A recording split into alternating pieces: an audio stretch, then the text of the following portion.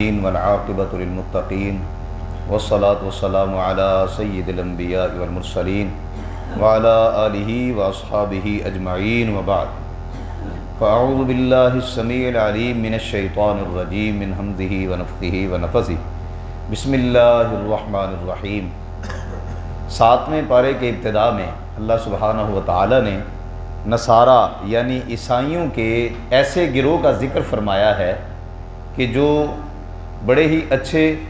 اور انصاف والے لوگ تھے، اور ان میں سے ایسے لوگ کہ جو اللہ کا کلام سن کر آنکھوں سے آنسو بہاتے ہیں۔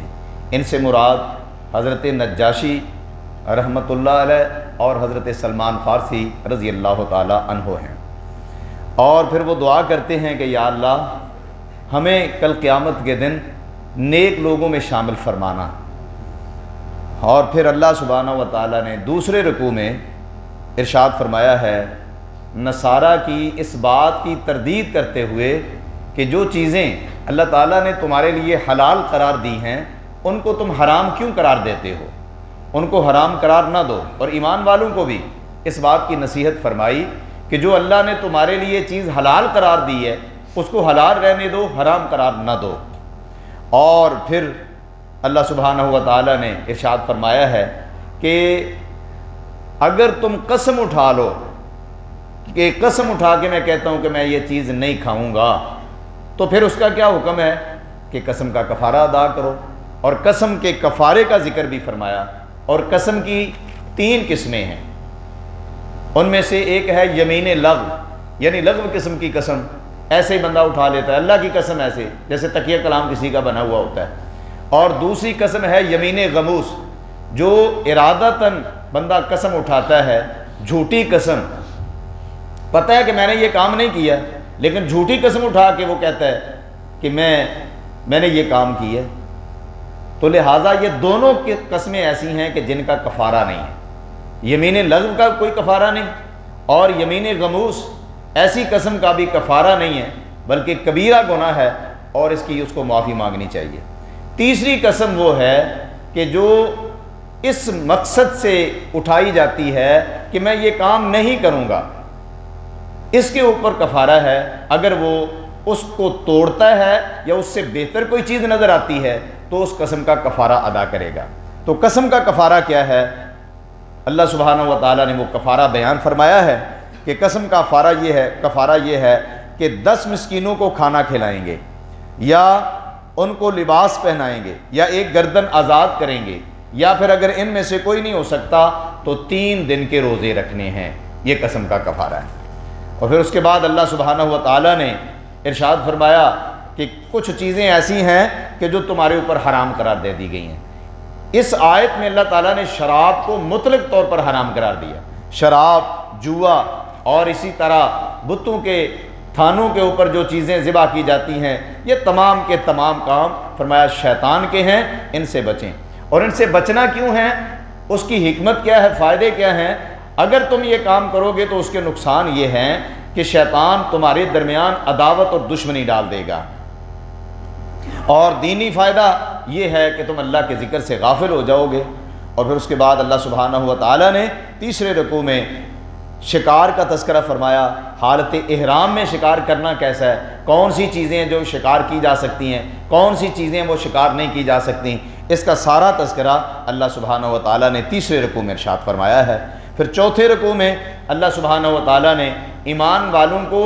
زیادہ کثرت کے ساتھ سوال کرنے سے روک دیا، اور جو اس سے پہلے سوال کر چکے ان سے درگزر فرمایا۔ اور پھر رب العالمین نے ارشاد فرمایا کہ کچھ مشرکین ایسے ہیں کہ جانوروں کو بتوں کے نام پر چھوڑ دیتے ہیں، جن میں سے بحیرہ، صائبہ، وسیلہ، حام، یہ ایسے جانور ہیں، ان کی مختلف تفاسیر یعنی ان کی الگ الگ کیٹیگری ہے کہ یہ جانور ایسا ہے، یعنی مقصد یہ ہے، خلاصہ یہ ہے کہ یہ سارے کے سارے جانور وہ بتوں کے نام پر چھوڑا کرتے تھے، اس کو اللہ تعالیٰ نے حرام قرار دیا ہے۔ پھر اسی رکوع میں اللہ تعالیٰ نے ایک اور اہم مسئلہ بیان فرمایا ہے کہ اگر تم سفر میں جا رہے ہو تو سفر میں جاتے ہوئے اگر کسی کی موت واقع ہو جاتی ہے، موت کے آثار نظر آ جاتے ہیں، اس کو چاہیے کہ اپنے مال کے بارے میں وصیت کر لے، اور پھر 2 گواہ بنا لے، ان دو گواہوں نے جا کے گواہی دینی ہے کہ یہ مال اس کا ہے۔ اگر وہ اس میں کمی بیشی کریں گے تو اس میت کے قریبی لوگوں کو موقع دیا جائے گا، دو گواہ وہ اٹھیں گے اور قسمیں اٹھائیں گے نماز کے بعد، تو وہ قسم اٹھائیں گے تو ان کی قسم جھوٹی پڑ جائے گی۔ اور اس کے بعد اللہ سبحانہ و تعالیٰ نے 5ویں رکوع میں قیامت کے دن کا تذکرہ فرمایا کہ جس دن اللہ تعالیٰ رسولوں کو جمع فرمائیں گے اور پھر ان سے پوچھ گچھ ہوگی، سوال و جواب ہوگا۔ عیسیٰ بن مریم علیہ السلام کا تذکرہ، عیسیٰ بن مریم علیہ السلام کے معجزات کا تذکرہ، پھر عیسیٰ علیہ السلام کے حواریوں کا تذکرہ اسی رکوع میں موجود ہیں کہ جب انہوں نے اللہ سے کھانا طلب کیا تو اس کا جواب بھی اسی رکوع میں موجود ہے۔ پھر آخری رکوع میں اللہ تعالیٰ نے عیسیٰ علیہ السلام کا تذکرہ فرمایا ہے کہ کل قیامت کے دن اللہ سبحانہ و تعالیٰ پوچھیں گے، اے میرے عیسیٰ، کیا میں نے تمہیں حکم دیا تھا کہ تم یہ کہو کہ میں الہ ہوں اللہ کے علاوہ؟ تو عیسیٰ علیہ السلام کہیں گے، نہیں اے پروردگار، یہ میں نے نہیں حکم دیا بلکہ میرے بعد لوگوں نے ایسا کام کیا ہے۔ اور پھر اس کے بعد سورہ انعام ہے، اس کے ابتدا میں اللہ سبحانہ و تعالیٰ نے اپنی ذات کا تذکرہ فرمایا ہے، دن اور رات کا تذکرہ فرمایا ہے، اور پھر انسان کی پیدائش کا تذکرہ فرمایا ہے، اور اپنی ذات کا تعارف فرمایا ہے۔ پھر ان لوگوں کا ذکر فرمایا ہے کہ جو لوگ دلائل کو دیکھنے کے باوجود مانتے نہیں، انکار کرتے ہیں، اور وہ کہتے ہیں کہ جی آسمان سے مجلد کتاب آ جائے یا پھر آسمان سے کوئی فرشتہ نازل ہو جائے، اس قسم کے مطالبے کرتے ہیں۔ اللہ سبحانہ و تعالیٰ فرماتے ہیں کہ اس قسم کے مطالبے ان کے کرنا فضول ہیں، اگر ایسا ہوتا، فرشتہ اترتا تو پھر ان کو مہلت نہ دی جاتی۔ اور پھر رب العالمین نے 8ویں رکوع میں ارشاد فرمایا ہے کہ زمین کے اوپر چل کے دیکھو کہ ان لوگوں کا کیا انجام ہوا کہ جو ان سے پہلے تھے، اللہ کی آیات کو جھٹلانے والے تھے۔ یہ تو ایک اللہ کی خاص رحمت اور عنایت ہے کہ اللہ تمہارے اوپر عذاب نازل نہیں کرتا بلکہ تمہیں مہلت دے رہا ہے، یہ اللہ کی طرف سے رحمت ہے اور اس کی عنایت ہے۔ پھر رسول کریم صلی اللہ علیہ وسلم کو حکم ہو رہا ہے کہ اے پیغمبر صلی اللہ علیہ وسلم، ان کو کہہ دیجئے میں تو اللہ کا مطیع ہوں، اسی کی اطاعت کر رہا ہوں، اور مجھے کوئی بھی اگر تمہیں کوئی تکلیف پہنچتی ہے تو اللہ کے حکم کے بغیر نہیں پہنچ سکتی، اور اگر خیر پہنچتی ہے تو وہ بھی اللہ کے حکم کے ساتھ ہی پہنچتی ہے۔ اور یہ لوگ جو مطالبہ کرتے ہیں، جب لوگوں نے یہ مطالبہ کیا، انکار کر دیا کہ دیکھیں جی ہم نے بھی نہیں مانا، یہود و نصارہ نے بھی آپ کو نہیں مانا، تو اللہ تعالیٰ نے اس کے جواب میں آپ کو تسلی دی اور آیات نازل فرمائی کہ یہ اس وجہ سے نہیں مانتے کہ ان کو یہ شبہ ہے کہ یہ آپ سچے ہیں یا جھوٹے ہیں، بلکہ یہ تو اس طرح جانتے ہیں آپ کو جس طرح اپنے بیٹوں کو جانتے ہیں، لیکن صرف اور ضد اور اناد کی وجہ سے آپ کو نہیں مانتے۔ 9ویں رکوع میں اللہ سبحانہ و تعالیٰ نے پھر ذکر فرمایا ہے انہی لوگوں کا تذکرہ کرتے ہوئے کہ ان لوگوں میں سے کچھ ایسے ہیں کہ جو کان لگا کے قرآن کو سنتے ہیں لیکن ان کے اوپر اثر نہیں ہوتا، قرآن سنتے بھی ہیں لیکن اثر نہیں ہوتا، ان کے دلوں کے اوپر بین ہو گیا ہے، اور یہ لوگ حق سمجھنے سے عاری ہیں، اور پھر یہ آپ کے ساتھ بحث کرتے ہیں اور جھگڑا کرتے ہیں۔ اے پیغمبر صلی اللہ علیہ وسلم کہہ دیجئے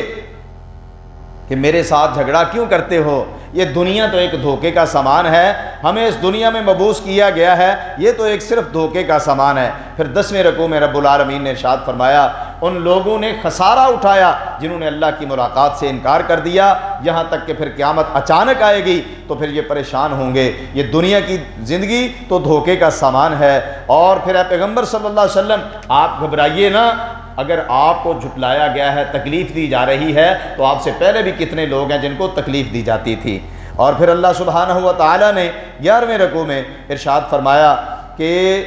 اے پیغمبر صلی اللہ علیہ وسلم ہم نے تم سے پہلے بھی رسولوں کو بھیجا اور ان کو بھی تکلیفیں پہنچی، مصیبتیں آئیں اور بڑی بڑی پریشانیوں کا سامنا کرنا پڑا۔ اے پیغمبر صلی اللہ علیہ وسلم یہ آپ کو جھٹلاتے ہیں، ان کا جھٹلانا ان کو عذاب ملے گا، یعنی ان کا جھٹلانا ان کے عذاب کا سبب بن جائے گا۔ اور اے پیغمبر صلی اللہ علیہ وسلم یہ کہتے ہیں کہ ہمیں خزانہ عطا کر دو، اگر نبی ہیں تو کہہ دیجئے میرے پاس اللہ کے خزانے نہیں ہیں، نہ ہی میں غیب جانتا ہوں، نہ ہی میں کوئی فرشتہ ہوں، میں تو ایک اللہ کی وحی کا پیروکار ہوں۔ اور یاد رکھ لیں بینا اور نابینا برابر نہیں ہو سکتے۔ اور پھر اللہ سبحانہ و تعالیٰ نے 12ویں رکوع میں ارشاد فرمایا اے پیغمبر صلی اللہ علیہ وسلم ان کو سمجھائیے، اور اگر یہ کہتے ہیں کہ غریب غرباء کو اپنے سے ہٹا دیجئے، یہ تو کمی لوگ ہیں آپ کے پاس بیٹھتے ہیں، ہم آپ کے پاس نہیں بیٹھ سکتے، اے پیغمبر صلی اللہ علیہ وسلم ان کو کہہ دیجئے کہ میں ان کو دور نہیں کر سکتا جن کو اللہ نے قریب کر دیا ہے۔ اور پھر رب العالمین نے 15ویں رکوع میں ارشاد فرمایا،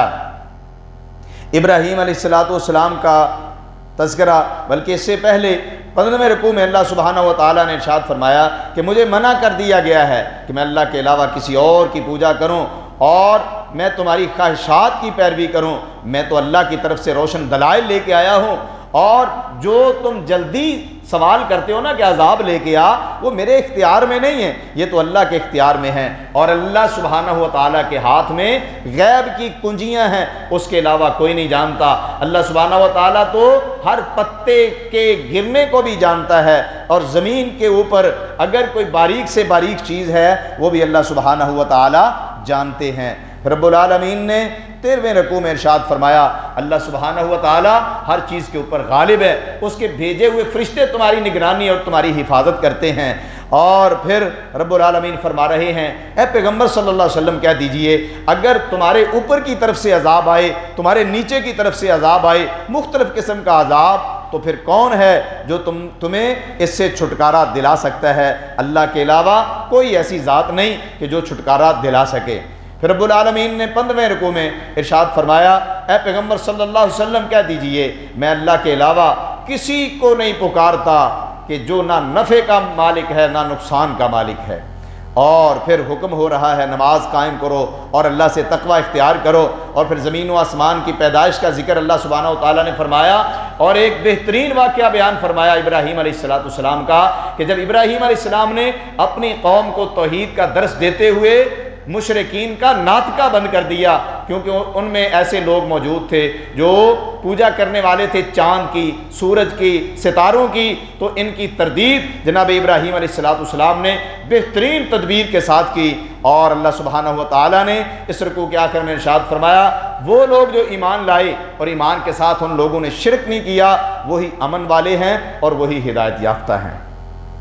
16ویں رکوع میں اللہ سبحانہ و تعالیٰ نے انبیاء کا تذکرہ فرمایا ہے، اور پھر اللہ سبحانہ و تعالیٰ نے 18 انبیاء کا ذکر کرنے کے بعد ارشاد فرمایا کہ اگر ان میں سے کوئی نبی بھی شرک کرتا تو ان کو بھی معافی نہیں ہونی تھی۔ اور پھر رب العالمین نے 19ویں رکوع میں 17ویں رکوع میں اللہ سبحانہ و تعالیٰ نے ارشاد فرمایا، ان لوگوں نے اللہ کی قدر نہیں کی جس طرح قدر کرنے کا حق تھا، ان لوگوں نے عجیب بات کر دی ہے کہ بشر کے اوپر بھی کوئی چیز نازل ہو سکتی ہے، صرف اس وجہ سے انکار کر دیا آپ کا کہ آپ بشر ہیں۔ فرمایا اے پیغمبر کہہ دیجئے ان کو کہ اگر میرے اوپر میرا انکار اس وجہ سے کرتے ہو کہ میں بشر ہوں، اس سے پہلے موسیٰ علیہ السلام کون تھے، عیسیٰ علیہ السلام کون تھے، جناب آدم کون تھے، پہلے بھی تو سارے کے سارے نبی بشروں میں سے ہی آئے ہیں، اس بنا پر میرا انکار کیوں کرتے ہو؟ اور پھر فرمایا اس سے بڑا ظالم کون ہو سکتا ہے جو اللہ کے اوپر جھوٹ باندھتا ہے اور کہتا ہے کہ میں اللہ کا نبی ہوں، میرے اوپر قرآن نازل ہوا ہے، اور پھر اس سے بڑا ظالم کون ہو سکتا ہے کہ جو اللہ کی شریعت کا انکار کرنے والا ہے۔ پھر وہ وقت بھی آنے والا ہے، تم دیکھو گے کہ فرشتے ان کی طرف ہاتھ بڑھائیں گے اور ان کی جانوں کو قبض کریں گے اور کہیں گے آج کے دن تمہیں رسوا کرنے والا عذاب دیا جائے گا۔ اور پھر وہ وقت یاد رکھو، موت کے بعد جب تمہیں دوبارہ اٹھایا جائے گا تو تم تنہا جاؤ گے، علیحدہ جاؤ گے، تمہارے گروہ بندیاں وہاں کام نہیں آئیں گی، تمہاری افرادی قوت کام نہیں آئے گی، اللہ کے سامنے علیحدہ جاؤ گے۔ اور پھر رب العالمین نے 18ویں رکوع میں ارشاد فرمایا اپنی ذات کا تعارف کرواتے ہوئے کہ اللہ وہ ذات ہے کہ جس نے دانے کو پیدا کیا، دن اور رات کو پیدا کیا، ستاروں کو پیدا کیا، اور وہی ذات ہے کہ جس نے ایک جان کو پیدا کیا پھر اس سے آگے نسلوں کو بڑھایا، وہی ذات ہے کہ جس نے آسمان سے پانی کو نازل فرمایا اور پھر اس میں سے سبزہ نکالا اور مختلف قسم کے میوہ جات اور پھل پیدا کیے۔ اور پھر آخر میں اس رکوع میں رب العالمین نے ارشاد فرمایا یہ لوگ جنوں کو معبود سمجھتے ہیں، یہ بھی کچھ کرنے والے ہیں، حالانکہ انہوں نے کوئی چیز نہیں بنائی، بنانے والا تو اللہ ہے، خالق کی ہی عبادت کی جائے۔ اور پھر آخری رکوع میں رب العالمین نے ارشاد فرمایا کہ زمین و آسمان کا پیدا کرنے والا صرف اللہ ہی ہے، اس کی کوئی اولاد نہیں، اس کی کوئی بیوی نہیں، وہ تو ساری کائنات کا خالق ہے۔ اور پھر وہی اللہ ہے، اس کے علاوہ کوئی معبود نہیں، اسی کی پیروی کی جائے، اور اس کو کوئی پہچان نہیں سکتا، اس کو پا نہیں سکتا اس کی حقیقت کو، اور وہ بڑا لطیف اور خبیر ہے۔ پھر رب العالمین نے ارشاد فرمایا، اے پیغمبر صلی اللہ علیہ وسلم کہہ دیجئے میرے اوپر جو وحی نازل ہوئی ہے میں تو اس کی پیروی کرتا ہوں اور مشرکوں سے میں منہ پھیر کے جا رہا ہوں۔ اور پھر ایک اللہ سبحانہ و تعالیٰ نے اہم اشارہ فرمایا ہے کہ تم ایسے لوگوں کو گالیاں نہ دو جو غیر اللہ کو پوجا کرتے ہیں، اگر انہیں گالیاں دو گے تو وہ تمہارے سچے الہ کو گالیاں دینا شروع ہو جائیں گے۔ اور پھر آخر میں رب العالمین نے ارشاد فرمایا کہ یہ لوگ قسمیں اٹھا کے کہتے ہیں کہ اگر تم کوئی ہمیں معجزہ دکھا دو ہم تمہارے اوپر ضرور ایمان لے آئیں گے۔ اے پیغمبر صلی اللہ علیہ وسلم ایسا نہیں ہو سکتا کہ یہ ایمان لے آئیں، اگر انہیں معجزہ دکھلا بھی دیا جائے گا تو تب بھی یہ کلمہ پڑھ کے مسلمان ہونے والے نہیں ہیں۔ اللہ سبحانہ و تعالیٰ سے دعا ہے کہ اللہ تعالیٰ ہمیں قرآن و سنت کے مطابق عمل کی توفیق بخشے۔ اقول قولی ھذا استغفر اللہ لی ولکم ولسائر المسلمین۔